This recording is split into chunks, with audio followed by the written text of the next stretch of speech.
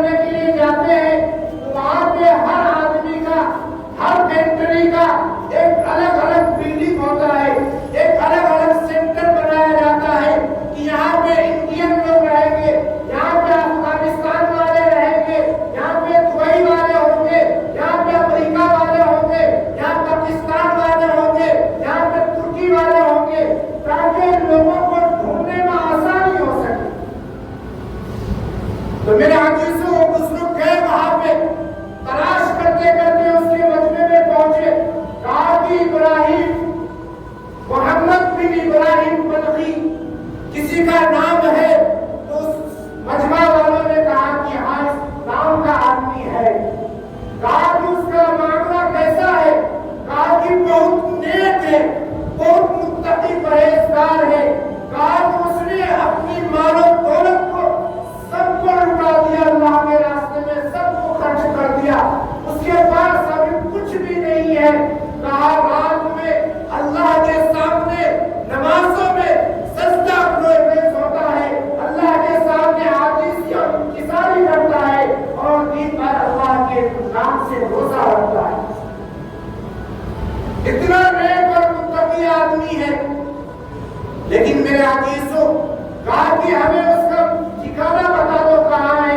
کہا کہ وہ کسی کے ساتھ میں نہیں رہتا، اس کا ایک الگ جھوپڑی بنا کے رکھا ہے، اور وہ جھوپڑی میں رہتا ہے، کسی سے کوئی تعلق نہیں ہے، بس صرف اللہ اور اس کے رسول سے اس کو تعلق ہے۔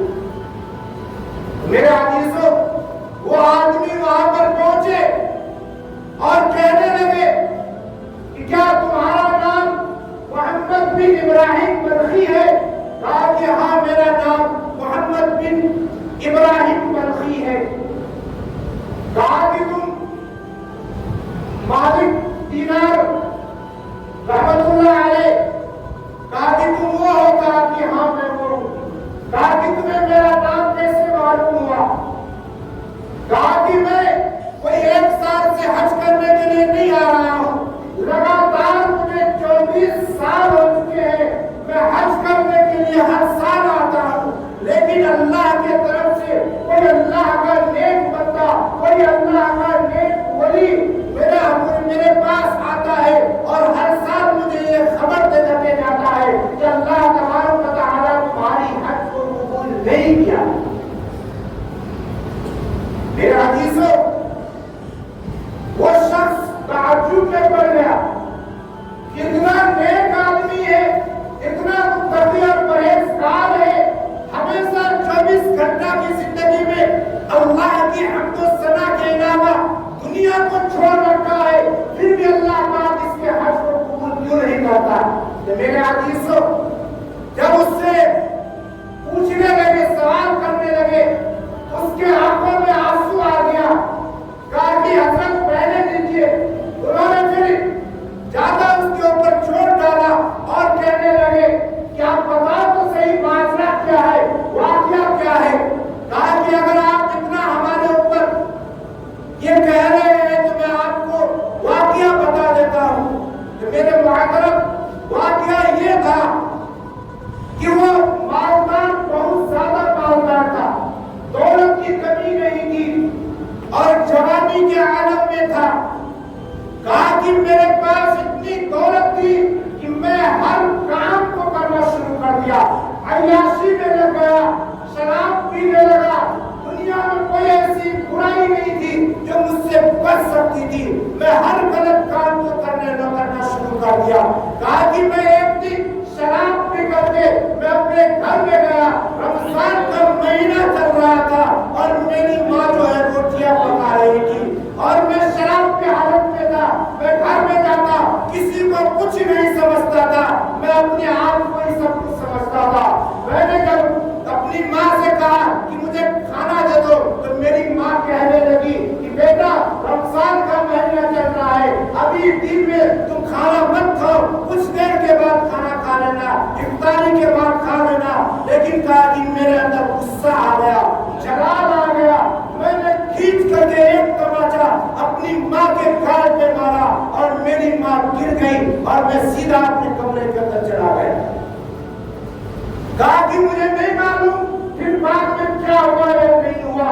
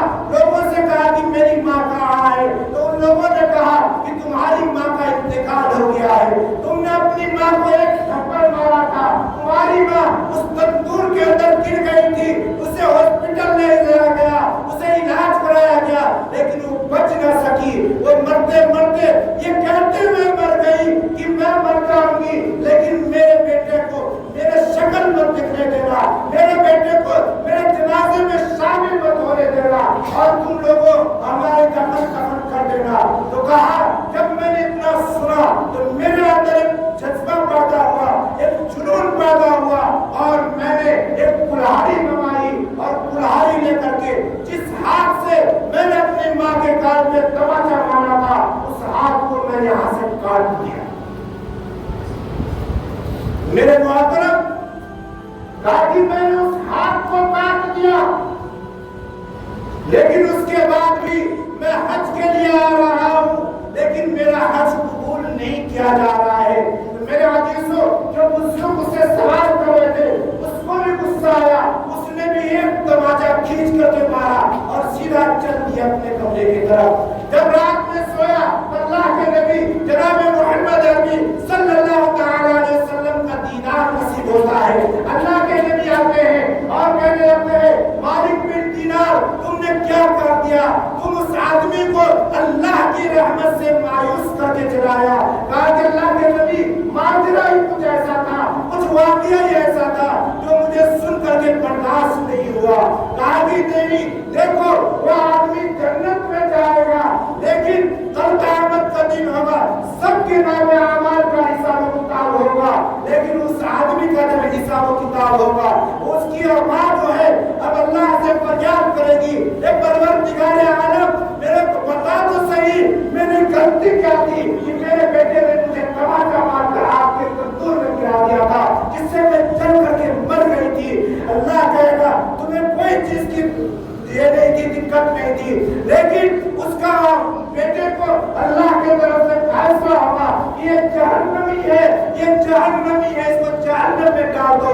उसका लड़का जहन्नम की तरफ बढ़ता रहेगा, जहन्नम की तरफ बढ़ता रहेगा, पलट पलट के बार-बार पीछे देखेगा, अपनी माँ की तरफ देखता रहेगा, अपनी माँ की तरफ देखता रहेगा, और जब जहन्नम के बिल्कुल एक कदम पहले उसकी माँ के दिल में बेटा की शफकत ने जोश मारा, उबाल मारा, वो माँ पुकार उठेगी, ए मेरा अल्लाह, तू गवाह रहा, मैंने इस बेटे को माफ कर दिया। अल्लाह के तरफ से जैसे ये फरियाद पहुंचेगा, अल्लाह के बारगाह में पहुंचेगा, अल्लाह कहेगा, जा मैंने इसे माफ कर दिया, जहन्नम से निकाल कर उसे जन्नत का रास्ता दिखा दिया जाएगा। तो मेरे अजीजों, जरा हम सोच कर देखें कि आज हाजी लोग हज करने के लिए जाते हैं, तो मेरे अजीजों, हज करना कमाल की बात नहीं है, बल्कि हज के दौरान ये चीजें हमें देखनी पड़ेगी कि हमारा माल कैसा है। हमने अपने माँ बाप को नाराज कर करके हज करने तो नहीं आया है, अगर अपने माँ बाप को नाराज करके हज करने किया कोई फायदा नहीं है। आज इतिहास उठा करके देख लीजिए, कभी कोई इंसान अपने माँ बाप को नाराज कर करके कभी कामयाब नहीं हो सकता, कामयाबी के दर्जे तक नहीं पहुंच सकता। ताकि जो इंसान कामयाबी की मंजिल को चूमता है, उसके सर के ऊपर उसके माँ बाप का साया होता है। तो मेरे अजीजों, हमें ये भी चाहिए कि हम भी अपने माँ बाप से कितना मोहब्बत करते हैं। जरा सोच कर देखें कि हमारे माँ बाप घर में तड़प तड़प करके चीख करके पुकारता है कि बेटा मुझे एक गिलास पानी दे दो, लेकिन बेटा के कान में जू तक नहीं रेंजती। मेरे अजीजों, जिस माँ ने तुम्हें अपने 9 महीना सिगम के अंदर रख करके तुम्हें पाला है, जिस माँ ने अपने खून का एक एक खून पिला करके बच्चा से जवान किया है, उस माँ के लिए तुम्हें पानी का गिलास नहीं मिलता, उस माँ के लिए तुम्हें इलाज के लिए पैसा नहीं मिलता, उस माँ के लिए मेरे दोस्तों खाना नहीं मिलता, उस माँ को हम गाली गलौज दे करके धक्के मार के घर से बाहर निकाल देते हैं। जब हमारे घर में दुल्हन आती है तो हम ये सोचते हैं कि आप जो भी कुछ है सब हमारी दुल्हन का है, हमारे माँ बाप का कुछ नहीं है।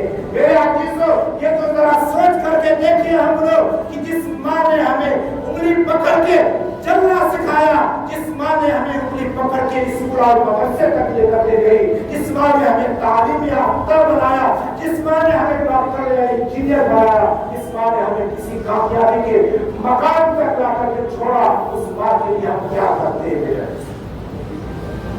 ये मेरे अजीजों, ये अगला महीना आने वाला हज का महीना है। हाजी लोग हज करेंगे, काबा का बैतुल्लाह का तवाफ करेंगे,